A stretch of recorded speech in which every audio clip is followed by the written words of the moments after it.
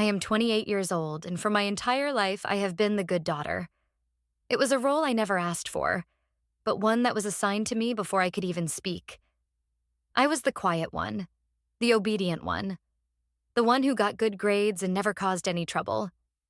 My sister Lily, who is 2 years younger than me, was the other one.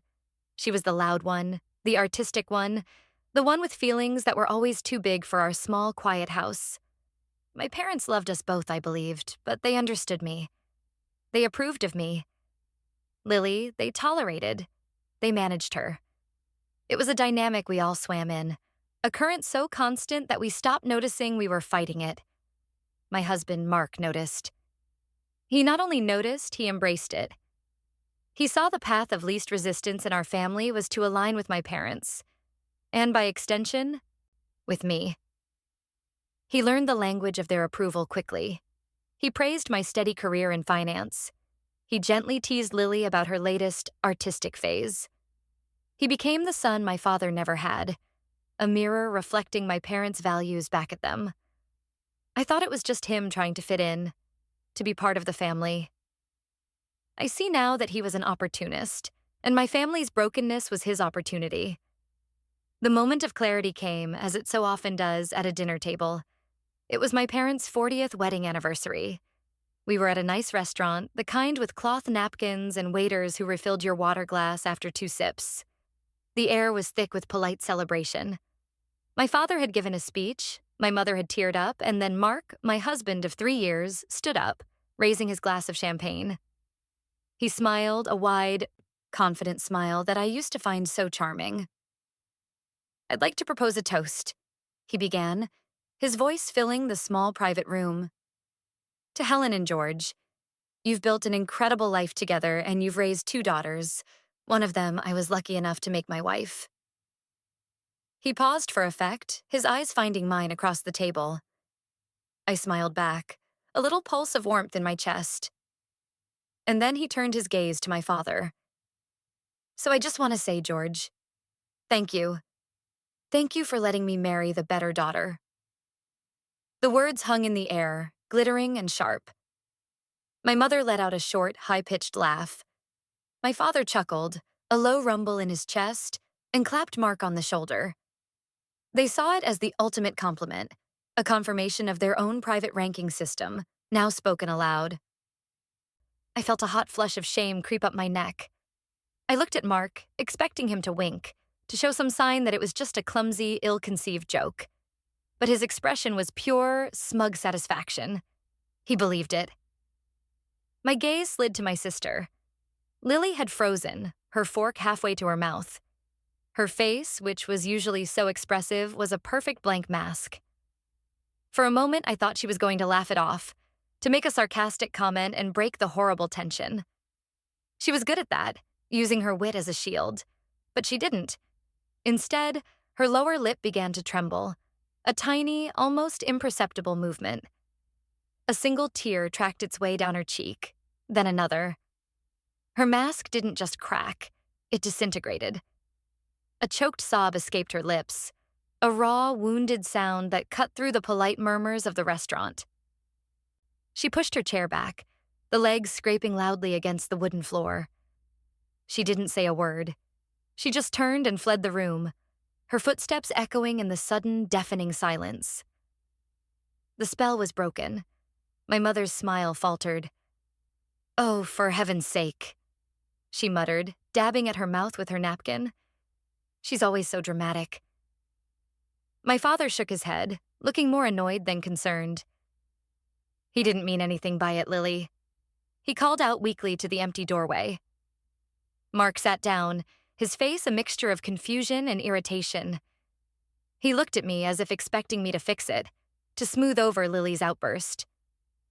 "It was a joke," he whispered, leaning toward me. "Why does she have to make a scene?" But I wasn't looking at him. I was looking at the empty chair where my sister had been sitting. The sound of her sob was still ringing in my ears. It wasn't the sound of drama.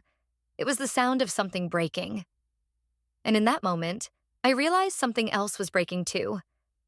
My lifelong acceptance of our family's unspoken rules. The joke wasn't funny. It was cruel. And my husband was the one who said it. My parents were the ones who laughed, and I was the one who did nothing. I stood up. I have to go check on her, I said, my voice tight. Clara, don't, my mother warned. You'll just encourage her. I ignored her. I walked out of the room, leaving my husband and my parents sitting in the wreckage of their perfect anniversary dinner. I found Lily in the parking lot, huddled by our car, crying as if her heart would break. I wrapped my arms around her, and for the first time in a very long time, I didn't try to quiet her down. I just let her cry. I knew with a certainty that chilled me to the bone that this was not just about a toast. This was about everything. I held Lily for what felt like an eternity. Her sobs slowly subsided into shuddering breaths. The cold night air was a stark contrast to the stuffy warmth of the restaurant. I could feel the vibrations of her grief through her thin dress. Finally, she pulled back, wiping her eyes with the back of her hand. I'm sorry, she whispered, her voice hoarse. I ruined the dinner.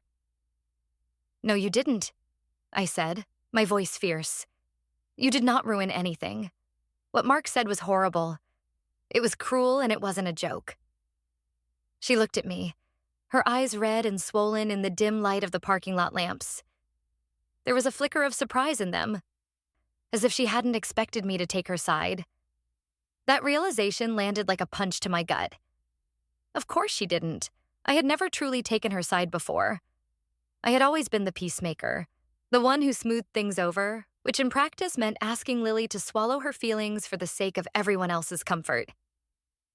He's just like them, she said, her voice barely a whisper. He fits right in. She hugged her arms around herself, shivering. And he knows. He knows about the money, and he still said it. The word hung in the air between us. Money? I asked, confused. What money, Lily? What are you talking about?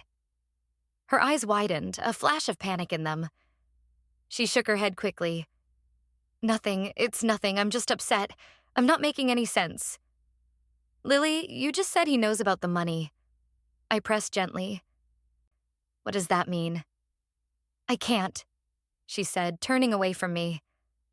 I promised I wouldn't say anything. It would make things worse. It would hurt you. How could it hurt me? I asked, my confusion turning into a knot of anxiety in my stomach. Whatever it is, it's clearly hurting you. Please just talk to me. But she was already shutting down. The wall was going back up, the one she'd built brick by brick over a lifetime of being told her feelings were too much. Just forget it, Clara. Please, I just want to go home. I drove her back to her small apartment in silence. The question echoed in my mind. What money?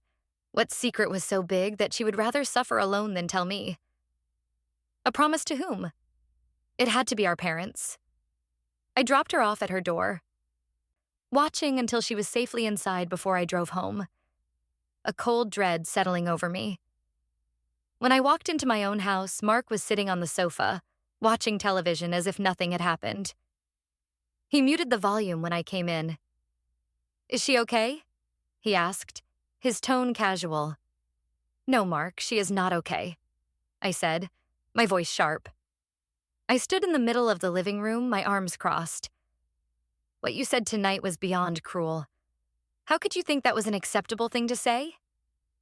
He sighed, a put-upon sound that set my teeth on edge. Clara, we've been over this. It was a joke. A compliment to you, really. It's how your family is. You get praised, she gets teased. I was just playing along. It's not a game, I snapped. This isn't some fun family dynamic. It's hurtful. And you made it a public spectacle. A public spectacle? It was your parents and us. He scoffed. And they thought it was funny. They're not upset. That's the whole problem, I exclaimed, my voice rising. The fact that they thought it was funny is what has been hurting Lily her entire life. And you just poured salt in the wound. Why would you do that? He stood up and walked toward me, his expression softening into one of practiced concern. He tried to take my hands, but I pulled away. Babe, listen, I'm sorry she got upset. I didn't think she'd react like that. I thought she knew we all loved her, that it was just teasing. How would she know that? I asked, my voice trembling with the frustration that had been building for years. When has anyone ever shown her that in a way she can believe? Everything is a competition. Everything is a comparison. And tonight you declared a winner. His face hardened. The apology vanished, replaced by a defensive glare. Fine. I get it. I'm the bad guy. I'll call her tomorrow and apologize if that's what you want. It's not just about an apology, I said, shaking my head. It's about the fact that you thought it was okay in the first place, that you saw this awful thing in my family and you didn't just accept it. You leaned into it. I took a deep breath, and the question that had been haunting me all night came out. Lily said you know about the money. What money was she talking about, Mark? His reaction was instantaneous and telling. He flinched. It was a small movement, a slight recoil, but I saw it. His eyes darted away from mine for a fraction of a second. Money? I have no idea what you're talking about, he said, his voice a little too smooth. She was probably just babbling. You said she was upset. He was lying. I knew it as well as I knew my own name. The way he avoided my gaze, the way his posture stiffened. He knew exactly what she was talking about. And he was hiding it from me. Don't lie to me, Mark, I said, my voice dangerously quiet. What are you hiding?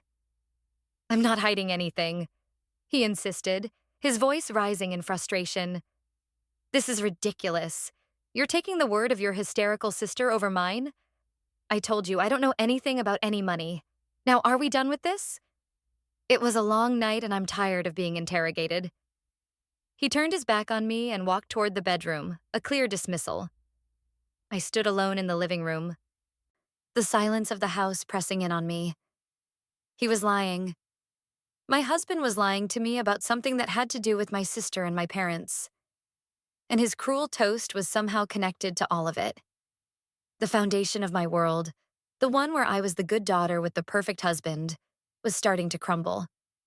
And for the first time, I felt an urgent need to see what was underneath. The next morning, I woke up with a heavy sense of purpose.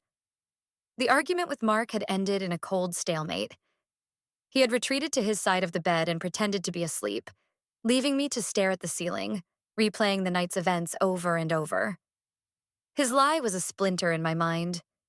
It wasn't a panicked, clumsy lie. It was a firm, practiced one. He was prepared for that question, which meant he had something to protect. I decided to start with my parents. I drove to their house under the pretense of checking in on them after the disastrous anniversary dinner. My mother opened the door, her face arranged in an expression of weary disappointment. "Clara, darling," she said, ushering me in. "I'm so glad you're here. Your father and I were just saying how awful it is that Lily has to spoil every nice occasion." "She didn't spoil it, Mom," I said, keeping my voice even. "Mark's toast is what started the problem." She waved a dismissive hand. "Oh, honestly, a little joke. She needs to develop a thicker skin. You never would have reacted that way." The comparison was so automatic, so ingrained that I barely flinched. It was the background noise of my life. "That's not the point," I said. "The point is, she was deeply hurt. And something she said has been bothering me." We sat down in the living room, the same room where countless family dramas had unfolded. It was a museum of our family's history, filled with photos of me winning academic awards and Lily looking sullen in the background. "She mentioned something about money," I said, watching my mother's face carefully. "She said Mark knew about it. Do you have any idea what she could have been talking about?" My mother's reaction was almost identical to Mark's, but more subtle.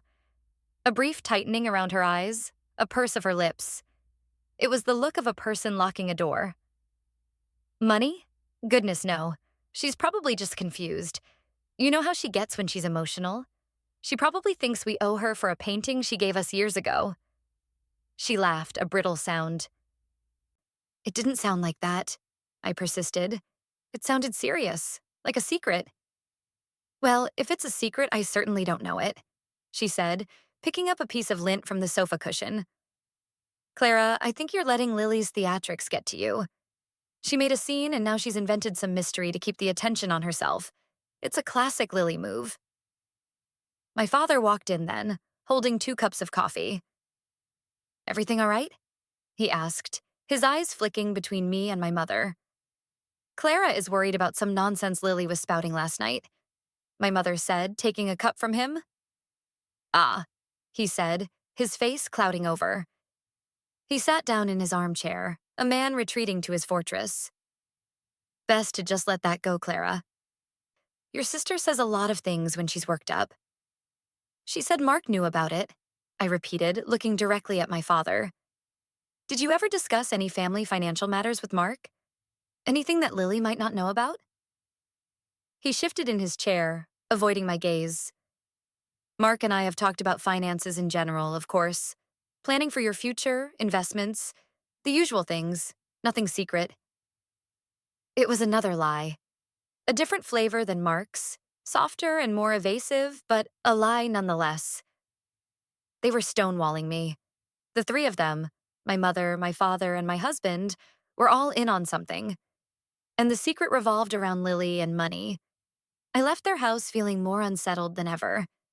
Their denials were too coordinated, their dismissal of Lily too practiced. They were treating me like a child, trying to pat me on the head and send me on my way. But they had underestimated me. I was the good daughter, the one who followed the rules. But I was also the one who paid attention to the details. And the details weren't adding up. I needed to find another way in. Lily was too hurt and scared to talk. My parents and Mark were a united front of denial. I felt isolated, adrift in a sea of questions. I went home and started to think.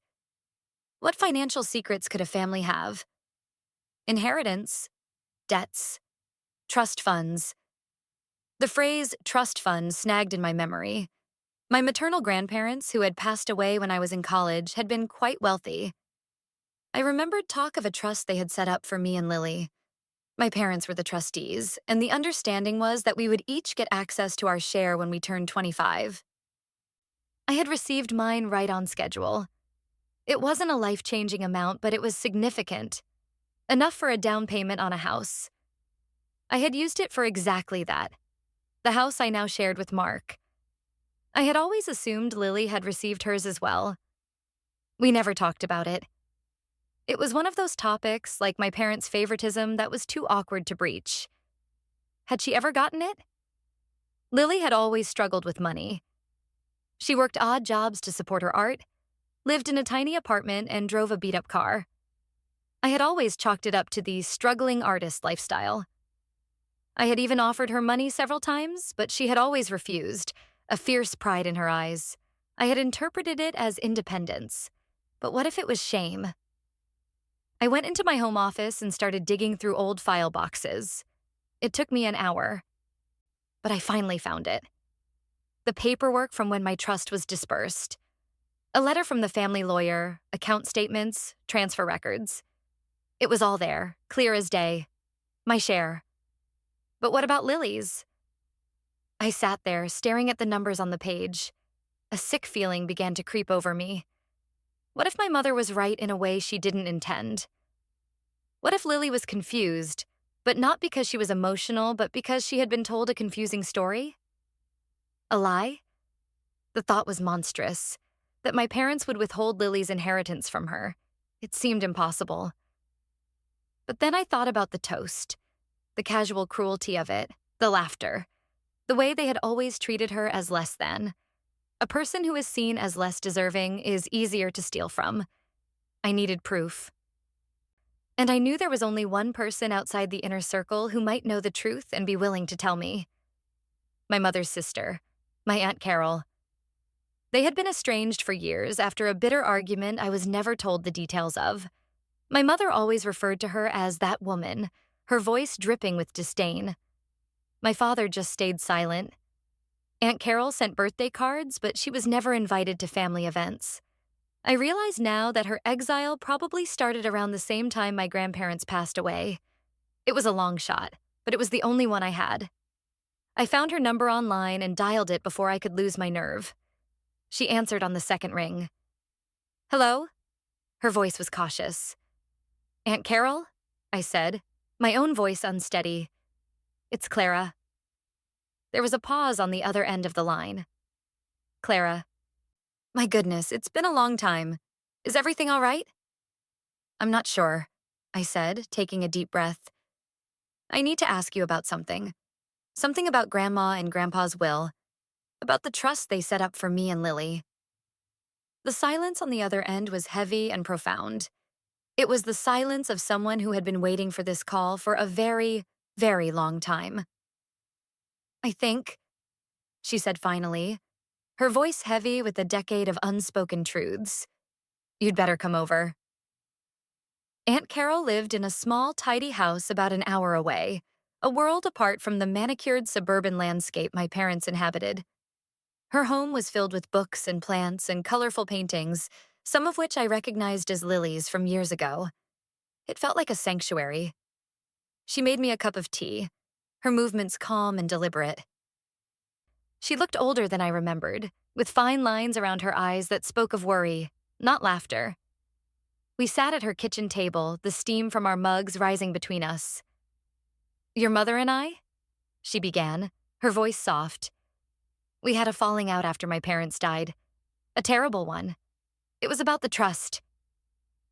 My heart started to beat faster. What happened? Your grandparents were very specific in their will, she explained. They loved you both very much, but they weren't blind. They saw the dynamic your mother created. They saw how she favored you and belittled Lily. They were afraid she would try to control you both with her inheritance. She got up and went to a small wooden desk in the corner of the room. She returned with a faded manila envelope. From it, she pulled out a sheaf of papers, which she handled with reverence. This is a copy of a letter your grandmother sent me a month before she died, Aunt Carol said, sliding it across the table to me. She made me promise to keep it safe in case it was ever needed. I picked it up. The paper was thin and brittle with age. My grandmother's elegant cursive filled the page. I read the words and the world tilted on its axis. My grandmother wrote of her fears, of Helen's manipulative nature and George's weak will. She detailed the terms of the trust she and my grandfather had established. It was to be held by my parents as trustees, but the terms were ironclad. On each of our 25th birthdays, the full amount of our respective shares was to be transferred to us directly. No conditions, no exceptions. The letter even specified the name of the estate lawyer who had drafted the will. A man I knew had retired years ago. I got my share, I said, my voice a hollow whisper. Right on time. I used it for the down payment on my house. Aunt Carol nodded slowly. I'm sure you did. You were the good daughter. Giving you your share was easy. It reinforced their narrative. What about Lily? I asked, though I already knew the answer. Aunt Carol's eyes filled with a deep old sadness. They told her it was gone. I stared at her, the words not making sense. Gone? What do you mean, gone? They told her that her half of the money had been in a separate, more aggressive investment portfolio, she said, her voice laced with contempt, and that it had been wiped out in a market downturn. They told her this when she was 22, just out of college, trying to start her life. They told her it was her own bad luck. I felt the blood drain from my face. I thought of Lily, struggling to pay her rent, working dead-end jobs to buy art supplies, her constant, quiet anxiety about money. I thought of my parents with their new car, their expensive vacations, their performative generosity toward me. But that's not all, Aunt Carol continued, her voice hardening. They did something even more cruel. They swore her to secrecy. They told her that you had no idea your money was invested differently, that yours was safe. They told her that if you ever found out her share was gone, you would feel so guilty that it would destroy your relationship. They made her believe that her silence was a gift to you. They weaponized her love for you against her. A sob caught in my throat. Lily wasn't keeping a secret from me. She was protecting me. She had been carrying this horrible burden alone for years, believing she was doing it for my sake. All the times I had casually mentioned my financial security, all the times I had offered her money that she proudly refused, each one must have been like a knife twisting in her gut. "Where did the money go?" I asked, my voice shaking. "Where do you think?" Aunt Carol said grimly. "They spent it, slowly over the years. A little here, a little there. A kitchen remodel. A trip to Europe. A generous gift to you and Mark for your wedding." The wedding gift. $20,000. They had presented it to us with such fanfare at the rehearsal dinner. My mother had made a speech about wanting her daughter to start her new life on solid footing. I had cried. Mark had been ecstatic. It was Lily's money. We had started our life on a foundation of her stolen inheritance. "I confronted your mother about it back then," Aunt Carol said. "I had spoken to the estate lawyer. I knew what they were doing was illegal. She told me if I ever said a word to you or Lily, she would make sure I never saw either of you again. She would paint me as a bitter, jealous woman trying to tear the family apart with lies. And your father just stood there and let her. I knew she would do it, so I backed off. It's the greatest regret of my life." We sat in silence for a moment, the weight of the betrayal settling in the room. It was so much worse than I could have imagined. This wasn't just favoritism. It was calculated, criminal, and breathtakingly cruel. They had not only stolen from Lily, they had psychologically manipulated her into being complicit in her own erasure. They had made her feel unlucky, ashamed, and responsible for my happiness. And then, the final piece clicked into place. Mark. Lily said Mark knew, I said, the name tasting like poison in my mouth. She said he knew about the money. Aunt Carol's expression darkened. "How would he know?" "My father," I said, the realization dawning on me. Dad said they talked about finances before the wedding. He must have told him. He must have told Mark the whole story. The toast. "Thank you for letting me marry the better daughter." It wasn't a joke. It wasn't a clumsy attempt at a compliment. It was a victory lap. It was Mark standing beside my parents, gloating. He wasn't just an observer of my family's toxic dynamic. He was an active, willing participant. He knew my sister had been robbed, and he stood up and mocked her for it. He was celebrating being on the winning team. The team that had me, the house, and a portion of Lily's stolen money. The shame I had felt at the restaurant was nothing compared to the cold, hard rage that now filled me. They had all lied to me. My mother, my father, and my husband. They had built my life on a foundation of lies and theft, and they had done it at my sister's expense. "What do I do?" I asked Aunt Carol, my mind racing. "What can I do?" She looked at me, her eyes clear and steady. "The truth, Clara. The truth is all you have. And it's all you need. Your grandmother's letter is proof of their intent and the terms. The bank will have records of the trust account they managed. What they did is called fraud and embezzlement. They could go to jail." The words hung in the air. Jail. My own parents. The thought was terrifying, but it was overshadowed by the image of Lily's face as she cried in the parking lot. The image of her carrying that secret for years to protect me. I knew what I had to do. This wasn't going to be a quiet conversation. This wasn't going to be a tearful plea for an apology. This was going to be a reckoning. And I was going to be the one to deliver it. "Thank you, Aunt Carol," I said, carefully folding my grandmother's letter and putting it in my purse. "Thank you for everything." "Be careful, Clara," she warned. "Your mother doesn't play fair. When she's cornered, she's vicious." "I know," I said, a grim resolve settling over me. "But this time, I'm not playing either." I drove home in a daze, my grandmother's letter feeling like a lead weight in my purse. The whole landscape of my life had been redrawn. Every happy memory was now tainted, every compliment a potential lie. My success wasn't just my own. It was subsidized by my sister's loss. The pedestal my parents had put me on was built with stones they had stolen from her foundation. My first stop was not my own home. It was Lily's. I needed to see her. I needed to apologize for my blindness, for my complicity, for every single time I had let our parents' narrative stand unchallenged.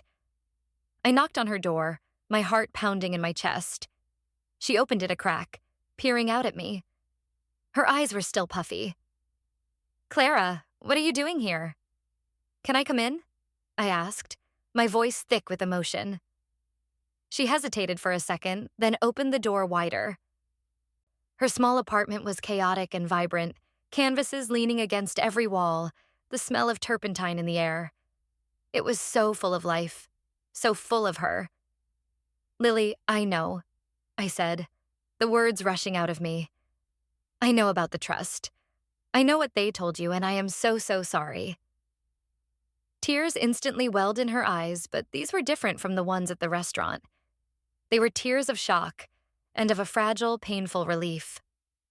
"How?" she whispered. "I went to see Aunt Carol," I said. "She had a letter from Grandma. She told me everything. How they lied to you. How they made you keep it a secret to protect me." A strangled sob escaped her. "I didn't want you to feel bad," she said, her voice breaking. "I didn't want you to feel guilty. I knew how happy you were with the house and everything." "Oh, Lily," I said, stepping forward and pulling her into a hug. This time, she clung to me. "That was their lie, not yours. They manipulated you. They manipulated both of us. My happiness shouldn't have come at your expense. It never should have." We stood there in her small living room, crying together. It was a baptism of truth, washing away years of unspoken resentment and carefully constructed distance. For the first time, I wasn't the perfect older sister offering condescending comfort. I was just her sister, sharing her pain. "They spent it, didn't they?" she asked, her voice muffled against my shoulder. I nodded. "And they gave some of it to me. To us. The wedding gift, Lily. It was your money."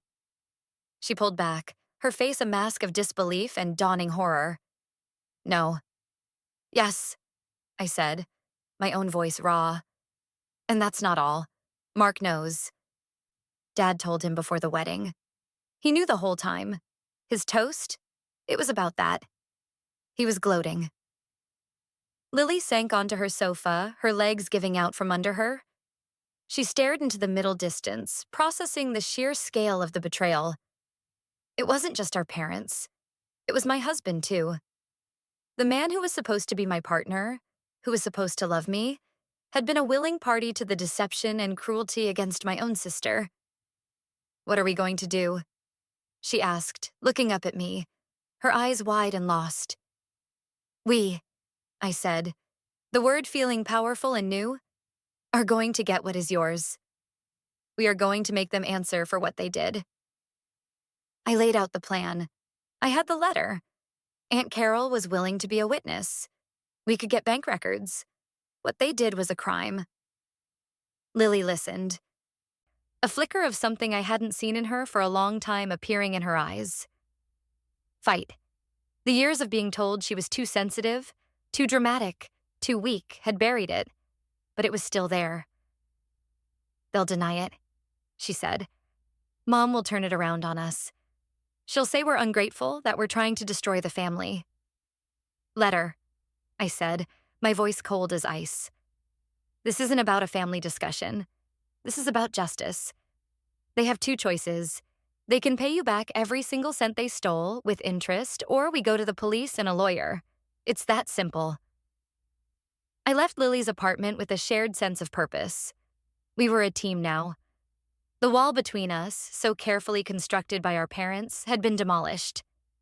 Now, I had to face my husband.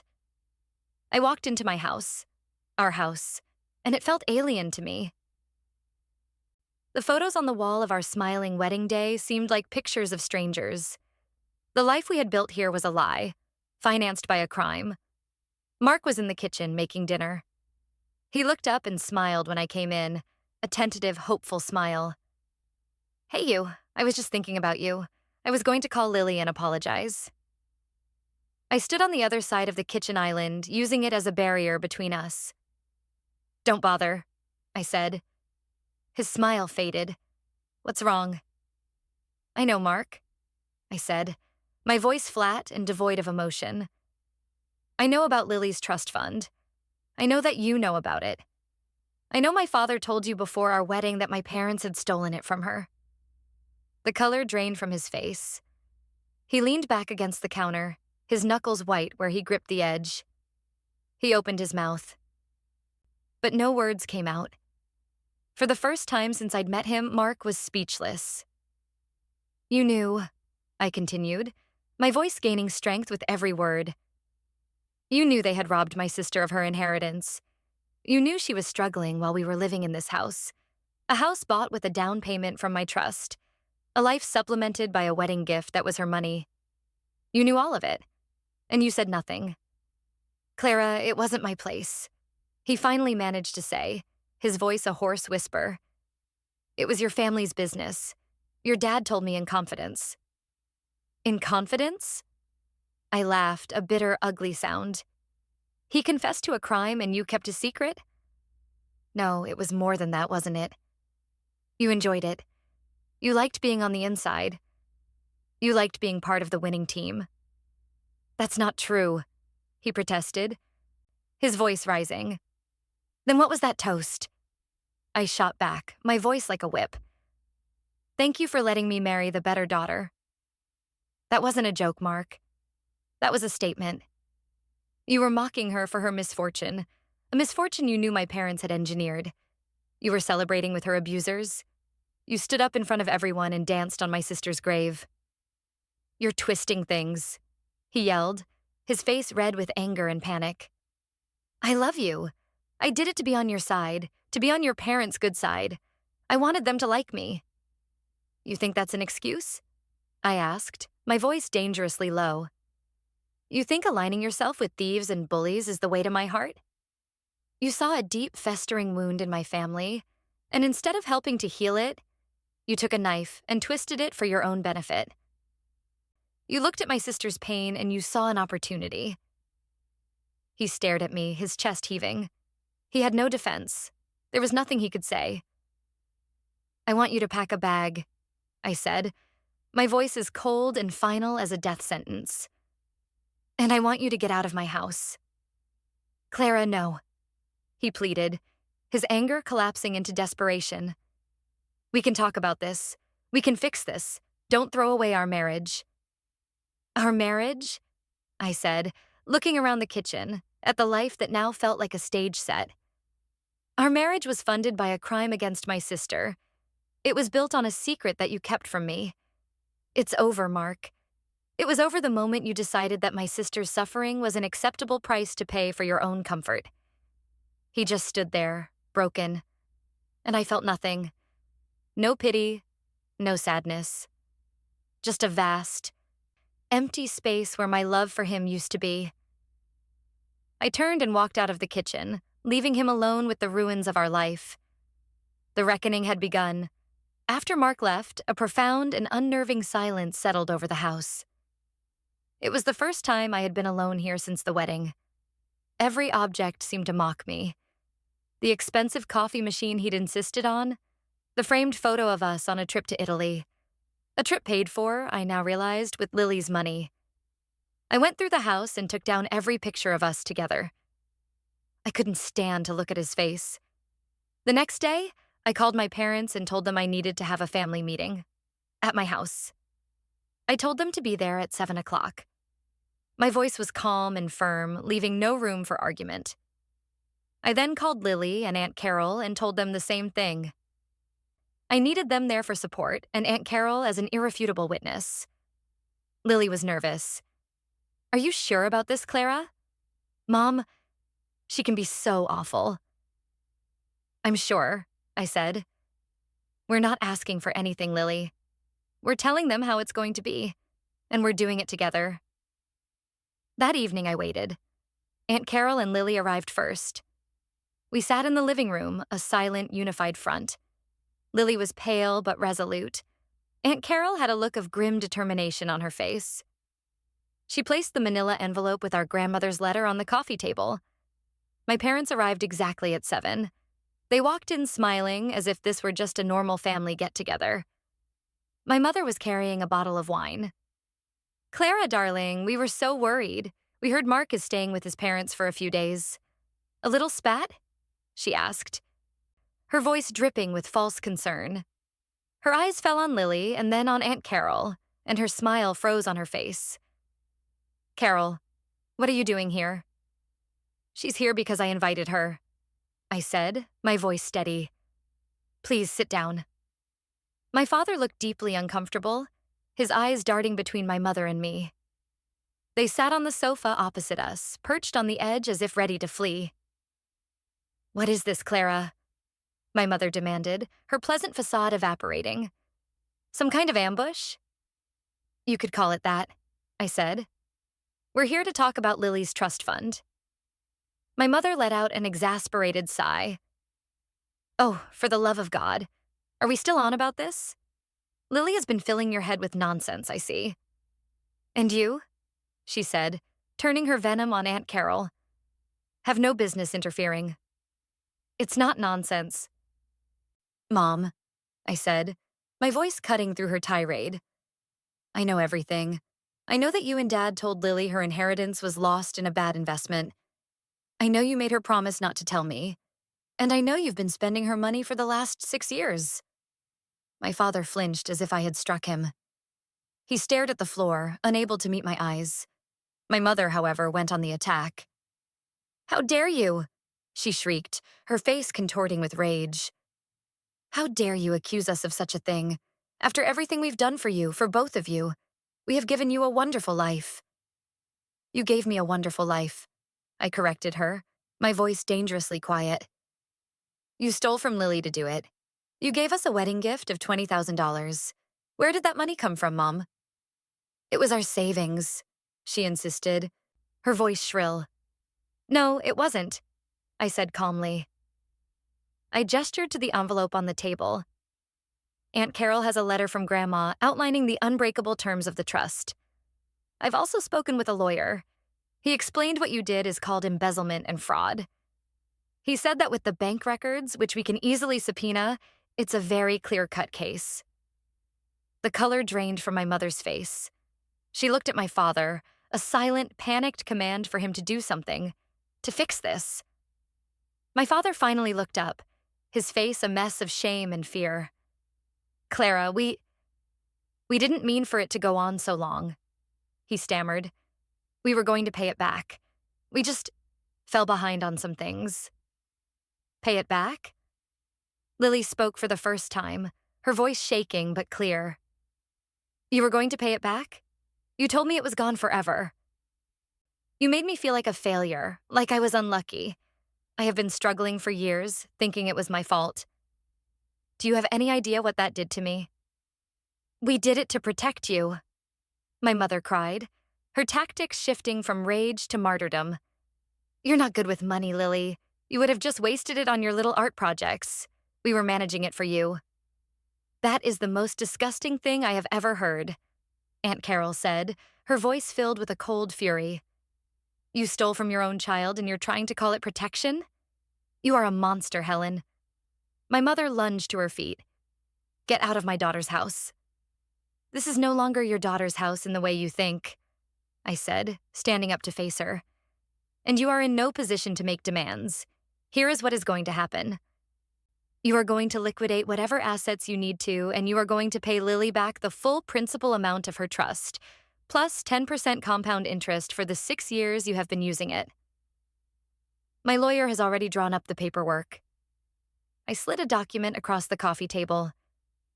"You will sign this tonight, agreeing to the terms. You have 30 days to make the full payment. If you refuse or if the payment is a day late, this letter from Grandma, along with a full complaint, will be filed with the district attorney's office." My mother stared at the papers as if they were a snake. "You would send your own parents to jail?" she whispered, her voice trembling with disbelief. You made your choices, I said, my voice devoid of sympathy. For years, you chose to lie, to steal, and to manipulate. You chose to sacrifice one daughter for the benefit of the other. Now you have one more choice to make: financial restitution or criminal prosecution. It's up to you. My father picked up the pen with a trembling hand. He looked at my mother, his eyes pleading. For once, she had no words, no scheme, no attack. She was beaten. She looked at me, at Lily, at her sister, and she saw a united front she could not break. She snatched the pen from my father and signed her name with a vicious slash of ink. My father followed suit, his signature a barely legible scrawl. They stood up, defeated. I hope you're happy, Clara. My mother spat, her voice thick with venom. You've destroyed this family. No, I said, looking at Lily, who was watching me with tears in her eyes. You destroyed this family a long time ago. We're just cleaning up the mess. They left without another word. The front door clicked shut behind them, and the three of us stood in the silence. Then, Lily let out a long, shuddering breath, a sound that was half sob, half laugh. She came over and hugged me tightly. Thank you, she whispered. We did it together, I said, holding her close. The fight was over. The truth was out. But I knew the consequences were just beginning to unfold. My old life was gone, burned to the ground, and from the ashes, I had to figure out how to build a new one. In the month that followed the confrontation, a strange and quiet war was waged. My parents, true to their word, began the process of paying Lily back. It was a silent, transactional affair. There were no more phone calls, no apologies, no attempts at reconciliation. They communicated only through their lawyer, sending clipped emails confirming the liquidation of stocks and the sale of a small rental property they owned. They were complying, but under a cloud of resentful silence. They were doing the bare minimum to avoid prison, and nothing more. The social fallout was more immediate. Aunt Carol, freed from her long-held promise, began to speak. She didn't shout the story from the rooftops, but she answered questions honestly when extended family members asked why she was suddenly back in our lives and why my parents were selling assets. The truth trickled out, poisoning the well of my parents' reputation. They had built their identity on being the respectable, successful couple with the perfect daughter, Clara. That image was now irrevocably shattered. They became social pariahs in their own family, the subject of hushed whispers at gatherings they were no longer invited to. They had lost the one thing they valued more than money: their status. Mark, in the meantime, launched his own pathetic campaign to win me back. It started with text messages, long paragraphs filled with apologies and promises to change. He swore he didn't understand the full extent of the situation, that my father had downplayed it, that he was just trying to be a supportive son-in-law. I didn't respond. Then came the phone calls, which I sent straight to voicemail. He left desperate, rambling messages, his voice cracking. He told me he loved me, that he couldn't live without me, that our marriage was the most important thing in his life. His words were hollow. If our marriage was so important, he would have protected it with the truth, not with a convenient lie. Finally, he showed up at the house. I saw his car pull into the driveway and my stomach twisted into a knot. I opened the door before he could knock. You need to leave, Mark, I said, blocking the entrance. Clara, please, he begged, his eyes red-rimmed. Just talk to me for 5 minutes. Let me explain. There's nothing to explain, I said, my voice flat. You knew my parents were hurting my sister, and you chose to help them. You chose to keep their secret from me, that's it. That's the entire story. I made a mistake, he cried, his voice rising in desperation. A huge, stupid mistake. But people make mistakes. We can get past this. I'll do anything. I'll go to Lily. I'll get on my knees and beg for her forgiveness. This isn't about you begging for forgiveness, I said, shaking my head. It's about who you are. When you were tested, when you had a choice between what was right and what was easy, you chose easy. You chose the side you thought was winning. That's a character flaw, Mark, and it's not something I can live with. So that's it? He asked, his face crumpling. 3 years of marriage, you're just throwing it away? You threw it away, I corrected him. You threw it away when you decided to toast to the better daughter. Now please, get off my property. He finally seemed to realize it was hopeless. The fight went out of him, replaced by a sullen resentment. Fine, he spat, but you'll regret this. You're just as cold as your mother. He turned and walked back to his car. The insult, meant to be the ultimate wound, didn't even sting. I was nothing like my mother. My mother would have never chosen Lily. I closed the door and leaned against it, breathing a sigh of relief. The final tie was cut. I filed for divorce the next day. The process was swift. He knew that if he fought me, his complicity in my parents' fraud would become a matter of public record in the divorce proceedings. He signed the papers without a fight, eager to slink away from the mess he had helped create. 30 days after the confrontation, a wire transfer appeared in Lily's bank account. It was the full amount, principal and interest, just as we had demanded. She called me, her voice choked with tears. It's here, Clara, she said. I can't believe it. It's actually here. It's yours, Lily, I said, a smile spreading across my face. It was always yours. We met for lunch that day to celebrate. For the first time, Lily wasn't looking at the prices on the menu. She ordered what she wanted, a simple act of freedom that was beautiful to watch. What are you going to do with it? I asked her. First, she said, a determined glint in her eye.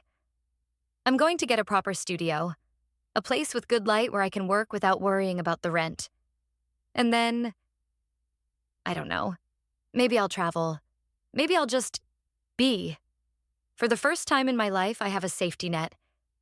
I can actually afford to take risks. I can afford to fail. Her words resonated deep within me. I was also starting over. I had lost a husband and my parents, but I had gained a sister. Our relationship, once fraught with unspoken rivalry and distance, was now the truest thing in my life. We talked every day, rebuilding the years that had been stolen from us. We went through old photo albums, re-examining our childhood with new eyes. We saw the subtle patterns of praise and neglect, the small kindnesses we had shown each other that had been buried under the weight of our assigned roles. We were healing together. A few weeks later, I was having coffee with my friend Ben, trying to explain the whirlwind my life had become. So they're just gone? He asked, his eyes wide. Your parents, Mark? All of them? Pretty much, I said, sipping my latte. My parents are living in a much smaller house now, licking their wounds. Mark is back with his parents. I hear from mutual friends that he tells everyone I had a breakdown and destroyed our marriage over a simple misunderstanding. Of course he does, Ben said, rolling his eyes. So what's next for you? I thought for a moment. I'm selling the house. Too many ghosts. Lily and I are thinking of getting a place together for a while. A duplex or something. A fresh start for both of us. It felt right. It felt good. The road ahead was uncertain, but for the first time, it felt like my own. I wasn't the good daughter anymore. I wasn't Mark's perfect wife. I was just Clara, and I was finally standing on my own 2 feet, on ground that was solid and true. The last time I heard from my mother, it was a short, bitter email. It read, I hope you and your sister are happy with what you've done. You chose her. You always choose her now. We have no daughters left. I read the email and deleted it without a reply. She still didn't get it. She thought it was a competition, that I had simply switched teams. She couldn't comprehend that I had chosen integrity. I had chosen justice. I had chosen my sister not because she was better or worse, but because she was my sister, and she deserved to be treated with love and respect. My mother was right about one thing, though. They had wanted a better daughter, a prize to show off to the world. And in their pursuit of that, they had manipulated and abused and lied, until they finally got what they deserved. They had no daughters left at all. And that was a victory not just for Lily, but for me too. We were finally free.